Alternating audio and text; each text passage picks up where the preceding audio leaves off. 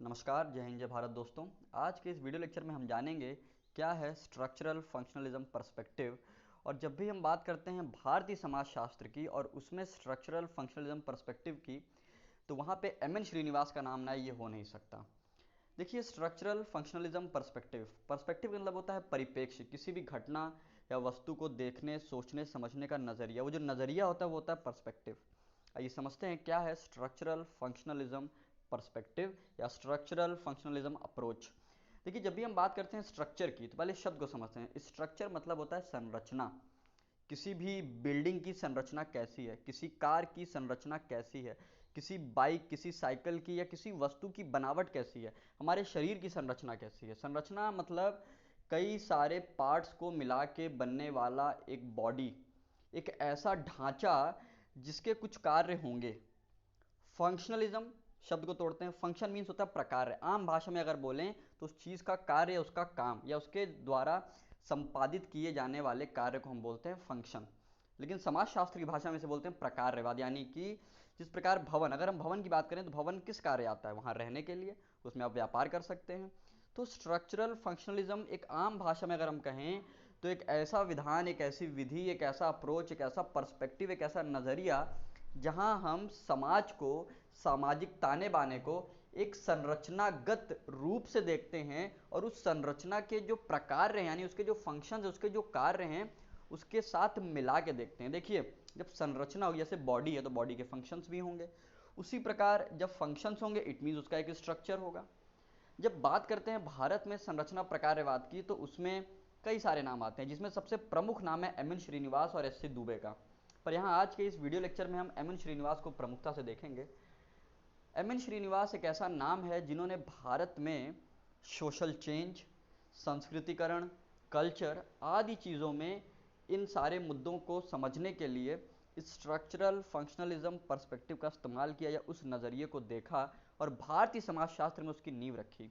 मैसोर नरसिम्हचर श्रीनिवास, इन्होंने cast stratification, dominant caste और Sanskritisation जैसे बड़े बड़े कंसेप्ट दिए जो आज भी समाजशास्त्र में देश, दुनिया और विदेशों में पढ़ाया जाता है। बताने की ज़रूरत नहीं, जब भी हम जाति व्यवस्था का अध्ययन करते हैं तो वहाँ पे एक सोपान क्रम आ जाता है, वहाँ पे एक संरचना आ जाती है। और आप लोगों ने पढ़ा भी होगा जी एस घुरिये में, जब वो कास्ट के फीचर्स बताते हैं तो हर जाति का एक ऑक्यूपेशन होता है, यानी उसका फंक्शन होता है। तो उसी को आधारगत मानते हुए एम एन श्रीनिवास ने स्ट्रक्चरल फंक्शनलिज्म पर्सपेक्टिव के हिसाब से dominant caste, sensitization, social change जैसे कंसेप्ट दिए। श्रीनिवास का मानना था कि समाज को समझना है तो उसकी संरचना के साथ साथ उसके फंक्शंस को भी देखिए। आप संरचना को और प्रकार को पृथक नहीं कर सकते, दोनों एक ही सिक्के के दो पहलू हैं जो दोनों समांतर चलेंगे। एम एन श्रीनिवास की अगर हम बात करते हैं तो remembered village, religion and society among Coorgs of India, ये इनके कुछ बहुत बड़े काम हैं जो पूरी दुनिया में विश्व विख्यात हैं। इसके अलावा इन्होंने संस्कृताइजेशन, डोमिनेंट कास्ट जैसे अहम मुद्दों पे काम किया और अहम चीज़ों को, अहम बातों को समाज के सामने, भारतीय समाज शास्त्र के सामने ला के रखा। क्या है संस्कृतिकरण? देखिए, हमेशा याद रखिएगा, किसी भी वर्ड के आखिर में, अंग्रेजी में किसी भी वर्ड के लास्ट में ZATIUN या SATIUN लगे तो इसका मतलब वो प्रक्रिया, it is a process. Sensitization क्या है? ये एक प्रक्रिया, it is a process by which a Hindu caste और अ ट्राइबल और other group changes its custom, its rank. देखिए, होता क्या है संस्कृतिकरण में, कोई एक निचली जाति या कोई एक निचला वर्ग स्वयं को किसी उच्च वर्ग का डिसेंडेंट, यानी कि उसका वंशज घोषित करता है और ये ऐसा करने के लिए उसी के तौर तरीकों को अपनाता है, उसके जैसे रीति रिवाजों को अपनाता है, उसके जैसा खान पान, उसकी जैसी जीविका, उसके जैसा उठना बैठना, चाल चलन, भोली भाषा, और एक एक स्टोरी लाइन जोड़ता है। जैसे अक्सर सुना होगा ना, लोग कहते हैं कि हम यदुवंशी हैं, हम सूर्यवंशी हैं, हम चंद्रवंशी हैं, हम क्षत्रिय वंश के हैं, तो वो एक स्टोरी लाइन भी लाते हैं।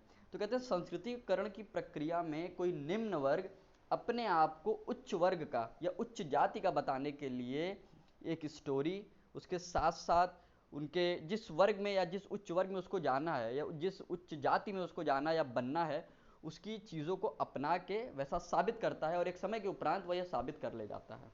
अब जब हम बात करते हैं डोमिनेंट कास्ट की, प्रभु जाति की, देखिए किसी एक निश्चित भूभाग में आप लोगों ने देखो ना, कई बार ऐसा होता है कि मोहल्ले में कुछ लोगों की संख्या ज़्यादा है, वो किसी जाति विशेष के या किसी वर्ग विशेष के, तो उनका दबदबा होता है। साधारण भाषा में समझे तो प्रभु जाति क्या है? एक ऐसे लोगों का समूह जो आर्थिक व राजनीतिक रूप से मजबूत हैं, सशक्त हैं, वह क्षेत्र में दबाव क्रिएट कर सकते हैं। देखिए यहाँ प्रेशर ग्रुप को मत लाइएगा, प्रेशर ग्रुप एक अलग ग्रुप है। ये हो सकता है कि जो डोमिनेंट कास्ट हो किसी रीजन में, उस पर्टिकुलर रीजन में प्रेशर ग्रुप का भी काम करे, या उस पर्टिकुलर क्षेत्र में, उस पर्टिकुलर एरिया में वो जो कास्ट है, डोमिनेंट कास्ट है, वो एक प्रेशर ग्रुप की तरह भी काम करती हो। लेकिन यहाँ थोड़ा समझने वाला है, जो प्रभु जाति हो, जो डोमिनेंट, नाम देख रहे हैं डोमिनेंट, जो विजिबल हो रहा है, विजिबल कैसे हो रहा है, आर्थिक रूप से, राजनीतिक रूप से जो लोग सशक्त हैं और जो एक समूह में हैं। इसके लिए कुछ पॉइंट बताए श्रीनिवास ने। पहला, land ownership, numerical strength, high place in local hierarchy, education, job in administration and urban sources of income, political involvement. देखिए जमीन तो आप सब जानते हैं, भूमि का स्वामित्व तो बहुत महत्वपूर्ण किरदार निभाता है। संख्या बल ये भी अपने आप में बहुत महत्वपूर्ण किरदार निभाता है। भाई अगर आप संख्या में, अब किसी मोहल्ले में अगर 2 आदमी रह रहे हैं वो एक कास्ट के हैं, और उसी मोहल्ले में 10 लोग रह रहे हैं वो एक कास्ट के हैं, तो ऑब्वियसली बात है संख्या बल ज़्यादा है। स्थानीय पदानुक्रम में उच्च स्थान। देखिए स्थानीय पदानुक्रम का मतलब होता है, जैसे आप लोगों ने सुना होगा ना, ये कोयरी का टोला है, ये मल्लाहों का टोला है, ये ठकुरैती है, तो ये क्या है, यहाँ पे लोग अपने ग्रुप में रहते हैं। तो कहने का मतलब अपने ही कस्बे में जो लोग ऊपर हैं और उनके पास आमदनी के कई सारे जरिए हैं, राजनीतिक रूप से भी वो मजबूत है, उनकी जाति या उनके वर्ग के लोग राजनीति में सक्रिय हैं। अब देखिए लैंड ओनरशिप अपने आप में बहुत महत्वपूर्ण है। भाई स्वाभाविक सी बात है, भूमि एक ऐसी पूंजी है जो बहुत ही महत्वपूर्ण है। तो अगर जिसके पास ज़्यादा भूमि होगी, ज़्यादा उपज होगी, ज़्यादा खेती होगी, तो वो क्षेत्र में दबाव कायम करने में वैसे भी सक्षम रहेगा। अच्छा, इसके अलावा न्यूमेरिकल स्ट्रेंथ, संख्या बल होना भी बहुत जरूरी है। आपकी जाति, आपके वर्ग के कितने लोग हैं उस क्षेत्र में, ये भी बहुत मैटर करता है।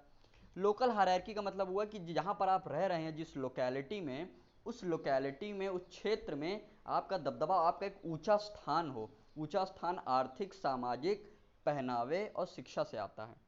अच्छा, एक पॉइंट इसमें और था, एजुकेशन। एजुकेशन का मतलब है परंपरागत शिक्षा नहीं।